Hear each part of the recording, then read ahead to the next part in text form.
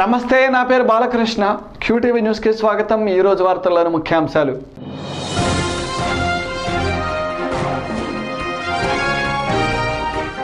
సమైక్యాంధ్ర కోసం చివరి వరకు పోరాడతాం, జడ్జిలను అడ్డుకున్న న్యాయవాదులు.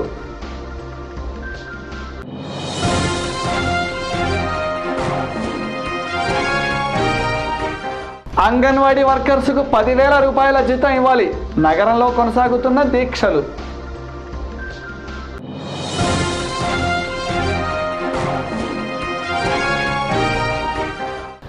కార్మికుల డిమాండ్లను అంగీకరించిన ప్రభుత్వం, మున్సిపల్ కార్మికుల సమ్మె విరమణ. పార్లమెంటులో తెలంగాణ బిల్లు ప్రవేశపెడుతున్న సందర్భంగా గురువారం నాడు లాయర్లు, కోర్టు ఉద్యోగులు తమ విధులను బహిష్కరించారు. కోర్టులకు వెళుతున్న జడ్జిలను అడ్డుకున్నారు. కొద్దిసేపు గొడవ జరిగిన తర్వాత జడ్జిలు కోర్టులోకి వెళ్లారు. పోలీసులు రంగప్రవేశం చేసి సర్ది చెప్పారు.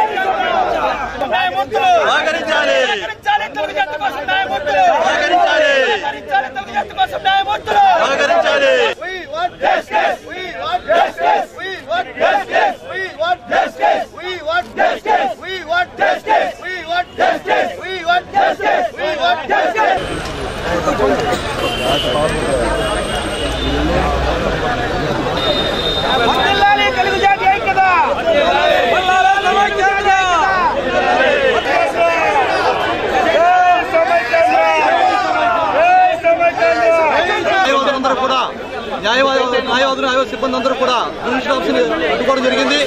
అలాగే సమైక్యాంధ్ర సాధించేంత కూడా గత 7 నెలలుగా న్యాయవాదులందరూ కూడా సమైక్యాంధ్ర ఉద్యమం కోసం మన విధులు పరిశీలించి ఉద్యమం చేస్తా ఉన్నాం.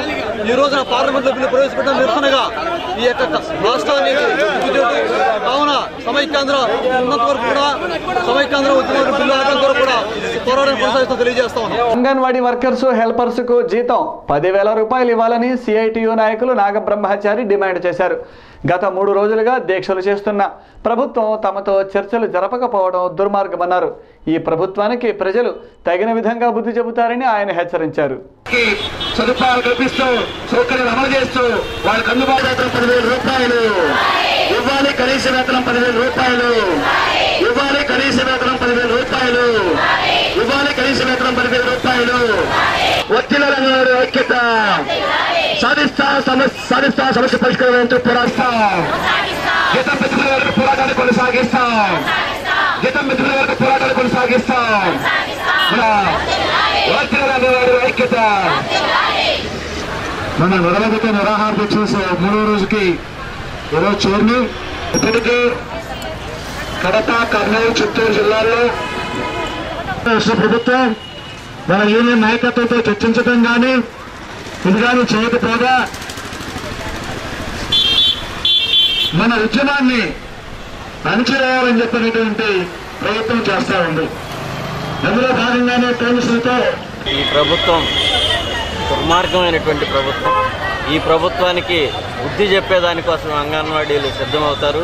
ఎందుకంటే 3 రోజులుగా నిరాహార దీక్షలు జరుపుతున్న ఈ ప్రభుత్వం దున్నపోతు మీద వర్షం పడ్డట్టుంది తప్ప ఏమాత్రం స్పందించేటటువంటి పరిస్థితే లేదు. అందుకని చెప్పి రేపు 17వ తేదీ నుంచి సమ్మె చేయడానికి అంగన్వాడీలు సిద్ధమవుతున్నారు. గతంలో అనేక ప్రభుత్వాలకి అంగన్వాడీలు శక్తి ఏంటో చూపించారు. ఈ ప్రభుత్వం కూడా మట్టి కొట్టుకొని పోయే రోజులు దగ్గరలోకి వచ్చినాయి. ఈ తక్షణం అంగన్వాడీలకు జీతాలు 10,000 రూపాయలకు పెంచాల్సిందిగా డిమాండ్ చేస్తున్నాం. లేకపోయేటట్టయితే ఫలితం ఈ ప్రభుత్వం అనుభవిస్తుందని చెప్పి తెలియదు. అంగన్వాడీ వాళ్ళు నిరాహార దీక్షలు చేస్తా రోడ్డు మీదకి ఎక్కితే రాష్ట్ర ప్రభుత్వం నిర్లక్ష్యంగా మొండి వైఖరి వహిస్తుంది. దానికి మేము ఖండిస్తున్నాము. పక్క రాష్ట్రాల్లో కూడా మా జీతాలు మా సమస్యలు పరిష్కరించాల్సింది పోయి ఉద్యమాన్ని అణచివేయటాన్ని జిల్లా కమిటీ యూనియన్గా మేము ఖండిస్తున్నాము. మా సమస్యలు పరిష్కారం అయ్యే వరకు ఈ పోరాటం ఇలాగే కొనసాగుతుంది. ఇంకా సమస్యలు పరిష్కరించకపోతే రేపు 17 నుంచి అందరూ అంగన్వాడీ సెంటర్లు మూసేసి రోడ్డు మీదకి వచ్చే పరిస్థితి. 5 రోజులుగా రాష్ట్ర వ్యాప్తంగా మున్సిపల్ కార్మికులు చేస్తున్న దీక్షలు సమ్మెలు గురువారంతో ముగిశాయి. ప్రభుత్వం కార్మికుల డిమాండ్లలో కొన్నింటిని అంగీకరించింది. దీనితో గుంటూరు కార్పొరేషన్ కార్యాలయం ఎదుట కార్మికులు ఉత్సాహభరితంగా నృత్యాలు చేశారు.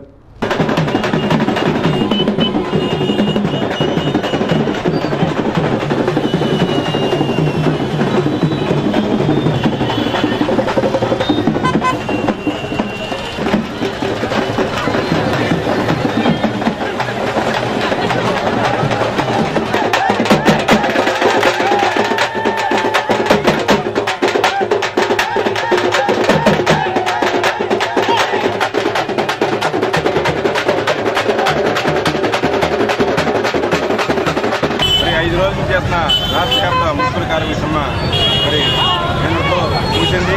మరి ఇది పూర్తిగా కార్మికుల యొక్క విజయంగా భావిస్తున్నాం.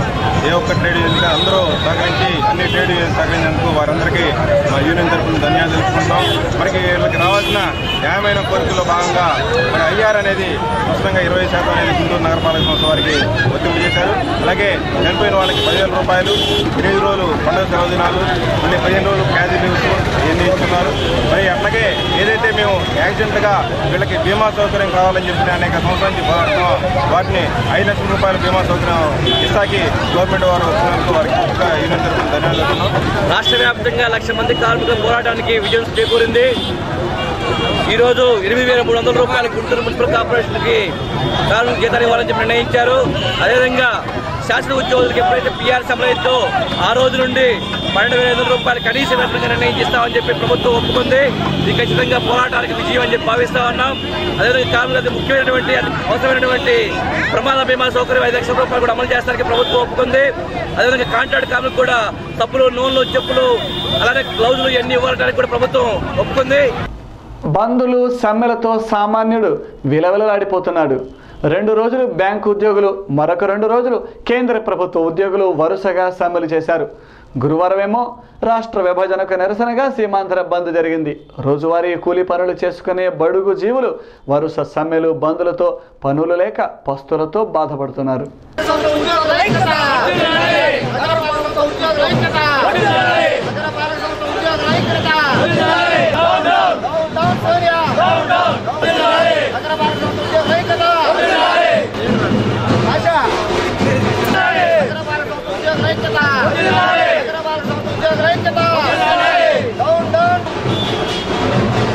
సమైక్యవాదంపై కూడా దృష్టి సారించాలని నిన్ననే పెదవి విప్పిన సోనియా గాంధీ గారు అందరి ఆమోదంతోనే విభజన చేశామని చెప్తున్నారు. దాన్ని మీడియా ద్వారా అందరికీ తెలియపరిచారు. కానీ ఈరోజు వ్యతిరేకం అని చెబుతున్నా వారిని కూడా పరిగణలోకి తీసుకోవాలి. వ్యతిరేకత అనేది ఎక్కువగా ఉంది. దానికి నిదర్శనమే గత 6 నెలలుగా జరుగుతున్న ఉద్యమాలు. అందులో భాగంగానే సమ్మెలో భాగంగానే నేడు సీమాంధ్ర మొత్తం బంద్ పాటిస్తున్నాం. అన్ని చోట్ల వ్యాపార సంస్థలు స్వచ్ఛందంగా మూతలు పడ్డాయి. దానికి మేము చాలా హర్షదాయకంగా వెలుగుస్తున్నాం. వ్యాపారాన్ని సైతం లెక్క చేయక ముందుకు వస్తున్న వ్యాపారస్తులకి, ప్రజలకి, విద్యార్థులకి, రైతులకి, కార్మికులకి, కాంట్రాక్టు సోదరులందరికీ తెలియజేసేది ఏంటంటే రేపు చలో ఢిల్లీ కార్యక్రమాన్ని కూడా మీరు విజయవంతం చేయాలి. అక్కడ మనం ఢిల్లీలో గల్లీలో సమైక్యవాదాన్ని చాటి సోనియా గాంధీ గారి కళ్ళు తెరిపించి ఎవరి ఆమోదంతో మీరు ఈ బిల్లును ఆమోదింప చేయడానికి ప్రయత్నించారో. QTV న్యూస్లో ఇప్పటిక చిన్న విరామం.